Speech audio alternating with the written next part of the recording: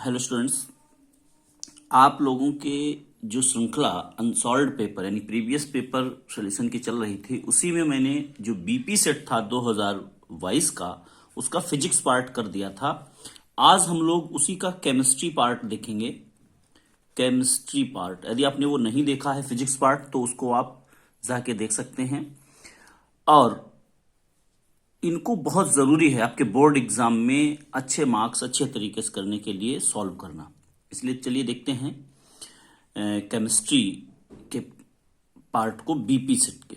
तो केमिस्ट्री में पहला जो प्रश्न है वो है कार्बन परमाणु की संयोजकता है। कार्बन परमाणु की संयोजकता कितनी होती है?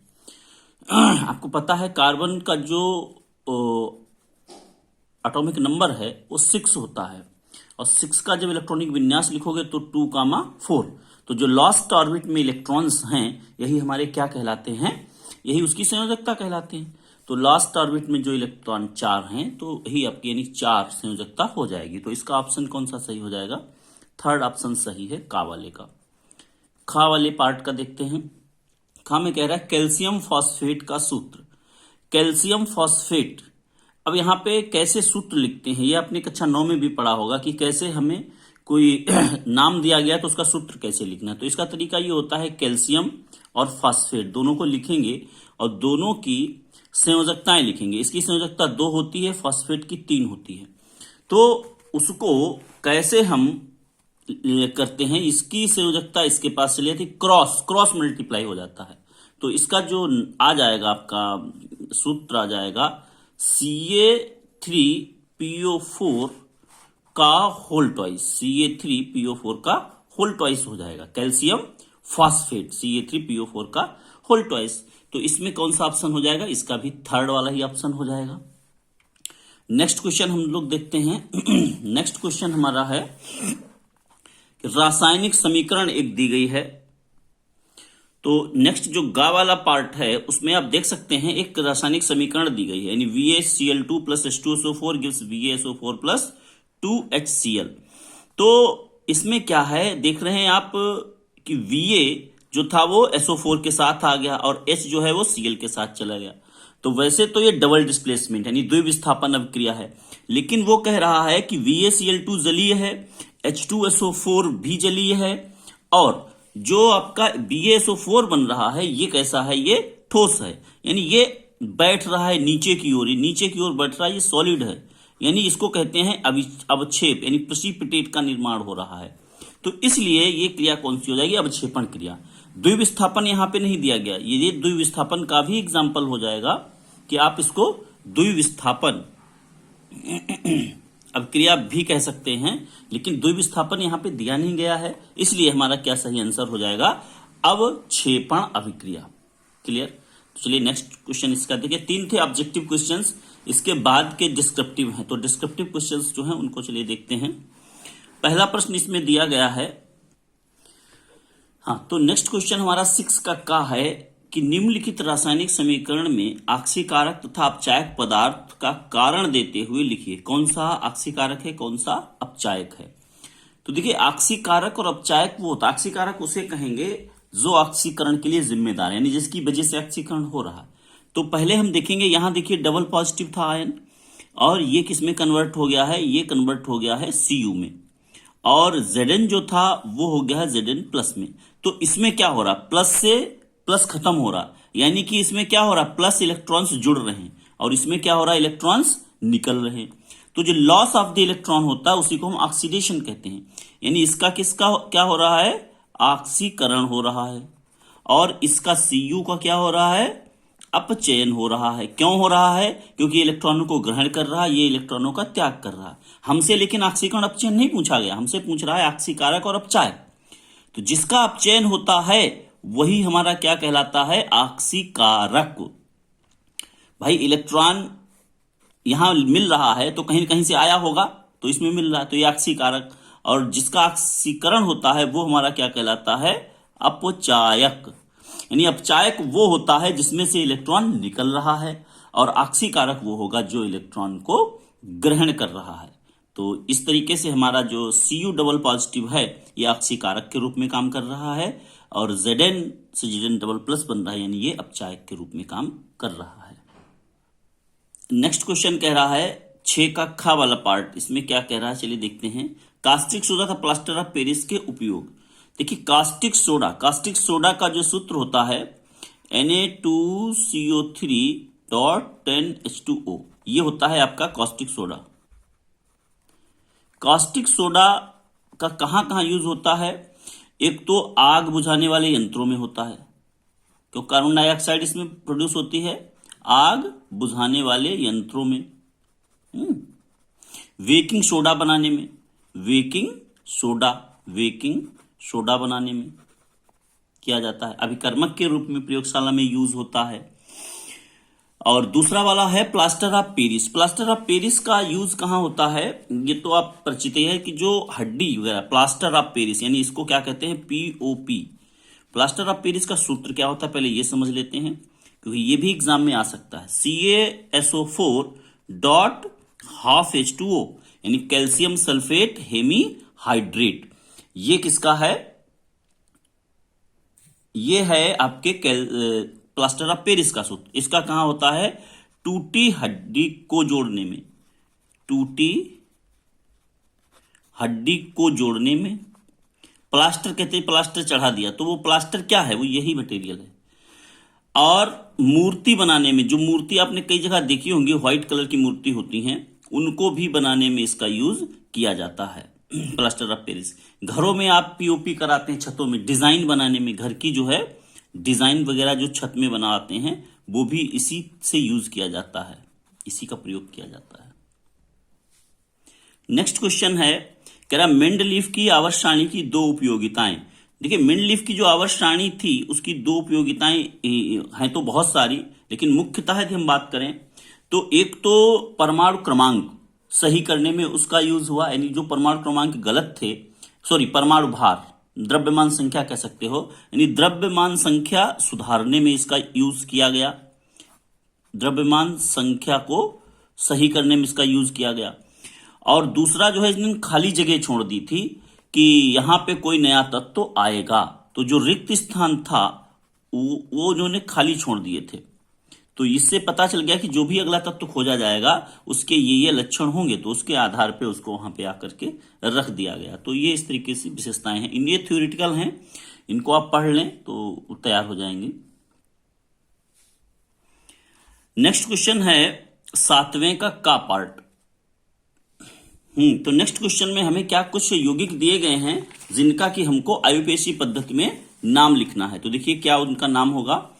पहला है HC double bond O single bond OH, तो HCOOH यानी यहां कार्बोक्सिल समूह लगा हुआ है, तो कार्बोक्सिल समूह में ओइक एसिड जुड़ जाता है, और एक कार्बन है, एक कार्बन से मेथ होता है, तो इसका नाम क्या हो जाएगा? Methanoic acid. इसका नाम क्या हो गया? Methanoic acid. नेक्स्ट वाला देखते हैं। नेक्स्ट क्या कह रहा है, नंबरिंग कर लेते हैं। इधर 2 समूह लगे हैं इसलिए इधर से नंबरिंग करेंगे, 1 2 3 4 5, टोटल 5 कार्बन है। और ये साइड चेन है, ये जो होते हैं इनको हम पार्श्व श्रृंखला या साइड चेन कहते हैं। तो देखिए पार्श्व श्रृंखला को पहले लिखेंगे हम, क्योंकि ये पूर्व लग्न में आ जाएगा। तो 1 2 3 मेथिल ग्रुप लगे हैं किस पोजीशन पे? 2 लगे हैं 2 पे, 1 लगा है 4 पे, तो इसका नाम क्या हो जाएगा? 2, इसका नाम हो जाएगा 2 2 कामा 4, 3 है, 2 2 कामा 4 ट्राई मेथिल, 3 मेथिल है इसलिए ट्राई मेथिल। और कार्बन टोटल हमारे कितने हैं? मेन चेन हमारी जो है वो ये है, मेन चेन ये है, तो इसमें कितने कार्बन है? 5। ट्राई मेथिल पेंटेन, 5 कार्बन से क्या होगा? पेंटेन। तो 2 2 4 ट्राई मेथिल पेंटेन, इस तरीके से हम इसका नाम। नेक्स्ट क्वेश्चन है हमारा विद्युत रासायनिक श्रेणी के 2 उपयोग। विद्युत रासायनिक श्रेणी का मतलब है यदि तत्वों को उनकी क्रियाशीलता के घटते या बढ़ते क्रम में हम लिखते हैं तो जो हमको श्रेणी प्राप्त होती है वो विद्युत रासायनिक श्रेणी है। इसमें जब ऊपर से नीचे की ओर हम जाते हैं तो क्रियाशीलता घटती जाती है। उपयोग की बात कर रहा, तो उपयोग में हम ये बता सकते हैं इसके मिडिल में कहीं हाइड्रोजन है, तो हाइड्रोजन से ऊपर वाले जितने तत्व हैं वो अम्लों से हाइड्रोजन को विस्थापित कर देते हैं और नीचे वाले विस्थापित नहीं करते हैं। दूसरा उपयोग यह है, क्रियाशीलता पता लगा सकते हैं कि जो नीचे वाले जैसे जाते हैं क्रियाशीलता घटती जाती है, तो नीचे वाला तत्व अपने ऊपर वाले तत्व से कम क्रियाशील, या कह सकते हो ऊपर वाला तत्व नीचे वाले अपने तत्व से अधिक क्रियाशील होता है। ठीक है, नेक्स्ट। तो नेक्स्ट देखते हैं। नेक्स्ट हमारा है CH3COOH प्लस NaOH, यानी कि एस्टिक एसिड है, एथेनोइक अम्ल है, इसका करना है कास्टिक NaOH यानी कि कास्टिक सोडा से अभिक्रिया करनी है। सोडियम हाइड्रोक्साइड से इसकी रिएक्शन दिखानी है।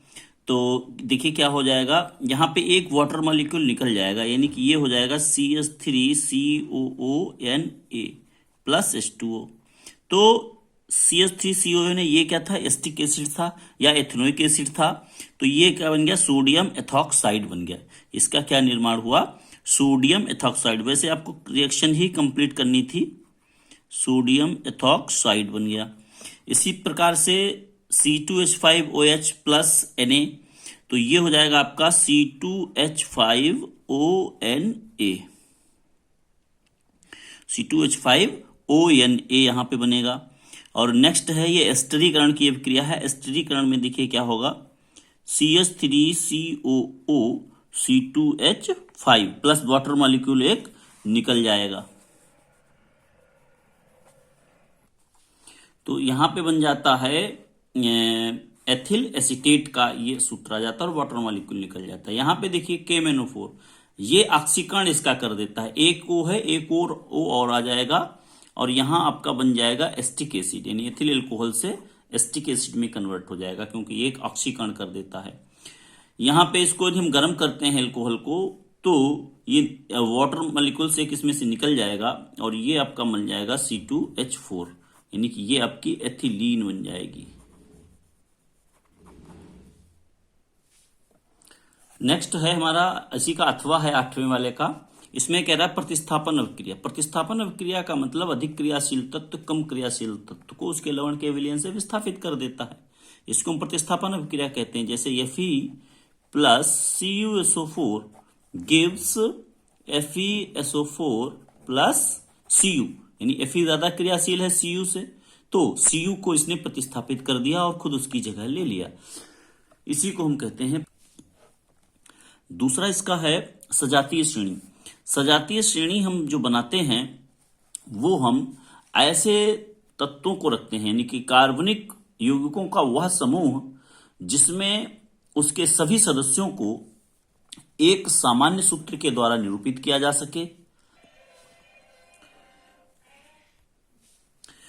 सके तथा उनके जो रासायनिक गुण है वो एक समान हो, क्रियात्मक समूह उनमें एक समान हो, तथा दो क्रमागत सदस्यों के बीच CH2 का अंतर होना चाहिए।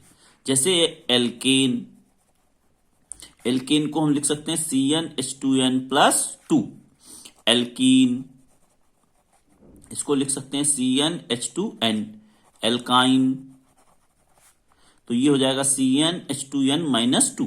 तो इनको सामान्य सूत्र के द्वारा हम प्रदर्शित कर सकते हैं समान, और इनके दो क्रमागत सदस्यों के बीच में CH2 का अंतर होता है। कैसे, जैसे पहला मेथिलकेन की बात करें तो इसका पहला सदस्य है CH4 और दूसरा सदस्य है C2H6। इन दोनों को यदि माइनस कर देंगे तो हमें CH2 मिलेगा। या परमाणु भार की बात करें तो परमाणु भार 14 का डिफरेंस होता है दो क्रमागत सदस्यों के बीच। नेक्स्ट हमारा तीसरा है दहन। दहन, जब भी किसी कार्बनिक यौगिक का दहन किया जाता है तो कार्बन डाइऑक्साइड और जलवाष्प का निर्माण होता है और उष्मा और प्रकाश उसमें से निकलता है। जैसे C plus O2 gives CO2 plus heat and light, heat and light हमको प्राप्त होती है। तो इस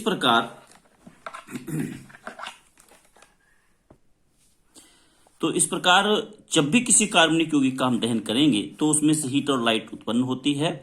और इसमें इसको डिटेल कर सकते हैं कि संतृप्त जो होते हैं, संतृप्त हाइड्रोकार्बन वो स्वच्छ ज्वाला के साथ जलते हैं, संतृप्त हाइड्रोकार्बन स्वच्छ नीली ज्वाला के साथ जलते हैं, और असंतृप्त जो होते हैं वो पीली ज्वाला के साथ जलते हैं।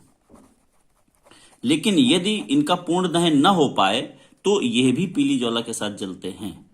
इनमें धुआं निकलता है, इनमें धुआं नहीं निकलता है। लास्ट आपका है एस्टरीकरण। लास्ट है एस्टरीकरण। एस्टरीकरण में क्या होता है, एल्कोहल और एसिड, यानी कि एक एल्कोहल जैसे ये ले लिया प्लस एसिड, दोनों की रिएक्शन करते हैं तो हमको एक एस्टर का निर्माण होता है, CH3COO C2H5। एथिल एसीटेट बना, यहाँ पे क्या बना, एथिल एसीटेट, और एक वाटर मॉलिक्यूल निकल गया। तो जो एथिल एसीटेट यहाँ पे बना है ये क्या है, ये एक है एस्टर। तो एस्टर बनने के कारण ये क्रिया कहलाती है एस्टरीकरण। यानी कि हम बात करें ये क्या कब होती है, alcohol plus acid, alcohol plus acid तो हमारा एस्टर बनता है।